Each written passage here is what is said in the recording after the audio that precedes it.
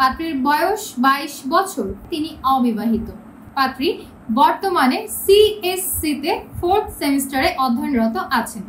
তিনি বর্তমানে ঢাকার যাত্রাবাড়িতে অবস্থান করছেন। আসসালামু আলাইকুম দর্শক, matrimonial.com.bd এর পক্ষ থেকে আমি অনন্যা সকলকে স্বাগত জানাচ্ছি। ঢাকার যাত্রাবাড়ির 22 বছর বয়সী একজন অবিবাহিত সুন্দরী কম্পিউটার ইঞ্জিনিয়ারিং পড়ুয়া পাত্রীর বিয়ের প্রস্তাবে।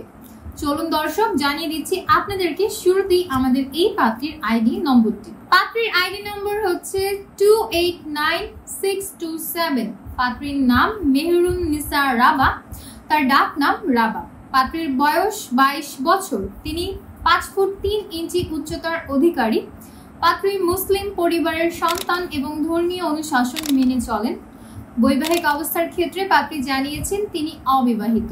পাত্রীর রক্তের গ্রুপ এ পজিটিভ, গায়ের রং উজ্জ্বল শ্যামলা। পাত্রী বর্তমানে সিএসসিতে 4th সেমিস্টারে অধ্যয়নরত আছেন। তিনি বর্তমানে ঢাকার যাত্রাবাড়িতে অবস্থান করছেন। পাত্রী ঘুরে বেড়াতে ভীষণ পছন্দ করেন, পাশাপাশি শিল্পকর্ম এবং কারুকাজ করতে তার ভীষণ ভালো লাগে এবং ছবি আঁকতে আমাদের এই পাত্রী ভীষণ পছন্দ করেন। শাড়ি হচ্ছে পাত্রীর পছন্দের পোশাক, তবে তিনি 3 পিস পরাতেই সবথেকে বেশি কমফোর্টেবল ফিল করেন। এবং পছন্দের খাদ্য তালিকায় রয়েছে গরুর মাংস এবং চিংড়ি মাছ। ফ্যামিলি ইনফরমেশনের ক্ষেত্রে আমাদের এই কম্পিউটার ইঞ্জিনিয়ারিং পড়ুয়া পাত্রী জানিয়েছেন তিনি মধ্যবিত্ত পরিবারের সন্তান। তার পরিবারে আছেন তার বাবা মা, 2 জন বোন এবং 1 জন ভাই। 2 বোনের মধ্যে 1 বোন বিবাহিত এবং বাকি সকল ভাই বোন এখনো অবিবাহিত। পাত্রী তার পুরো পরিবারের সাথে বর্তমানে ঢাকার যাত্রাবাড়ি এলাকাতে অবস্থান করছেন, তবে পাত্রীর স্থানীয় ঠিকানা হচ্ছে বাংলাদেশের মধ্যে বরিশালে। বরিশালের বানারীপাড়াই হচ্ছে পাত্রীর স্থানীয় ঠিকানা এবং তিনি বড় হয়েছেন বরিশালের বানারীপাড়াতে। পার্টনার এক্সপেকটেশনের ক্ষেত্রে আমাদের এই পাত্রী জানিয়েছেন জীবনসঙ্গী হিসেবে তিনি একজন শিক্ষিত, প্রতিষ্ঠিত, মার্জিত এবং ভালো ব্যাকগ্রাউন্ডের পাত্রের সন্ধান করছেন। পাত্রের বয়স কমপক্ষে 28 থেকে সর্বোচ্চ 32 বছর বয়সের মধ্যে হতে হবে। পাত্রের উচ্চতা কমপক্ষে 5 ফুট 8 ইঞ্চির ওপরে হতে হবে। পাত্রকে অবশ্যই মুসলিম পরিবারের সন্তান হতে হবে, ধর্মীয় অনুশাসনগুলো মেনে চলতে হবে। শুধুমাত্র অবিবাহিত পাত্র যারা আছেন তারাই বিয়ের জন্য প্রস্তাব করতে পারবেন। শিক্ষাগত যোগ্যতার ক্ষেত্রে যারা কমপক্ষে পোস্ট গ্রাজুয়েট আছেন কেবলমাত্র তাদের বিয়ের প্রস্তাবই অগ্রাধিকার পাবে। পেশার ক্ষেত্রে পাত্রী জানিয়েছেন যে কোনো কম্পিউটার ইঞ্জিনিয়ার অথবা সফটওয়্যার ইঞ্জিনিয়ার অথবা বিসিএস ক্যাডার এমন পাত্রদের বিয়ের প্রস্তাবটি সবথেকে বেশি গুরুত্ব সহকারে বিবেচনা করে দেখা হবে।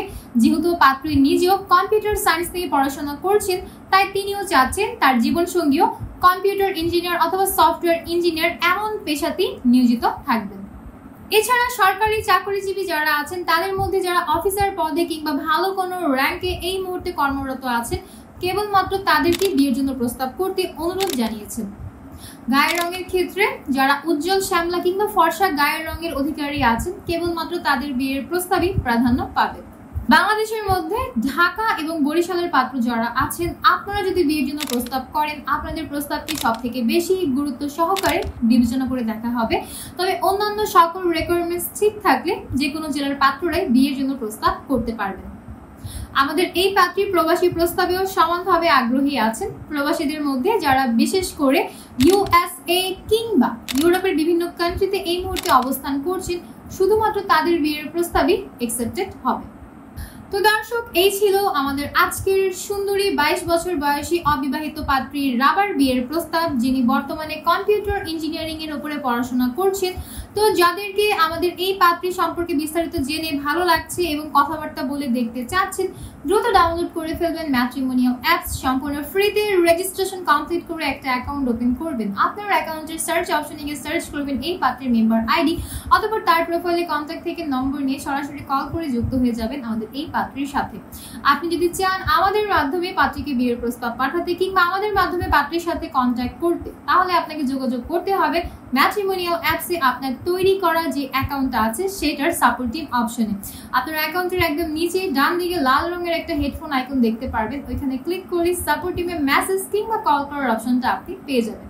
দেখা হচ্ছে পরবর্তীতে। যে যেখানে আছেন ভালো থাকবেন, সুস্থ থাকবেন, ভিডিওটিকে শেয়ার করে দিতে ভুলবেন না। আল্লাহ হাফেজ।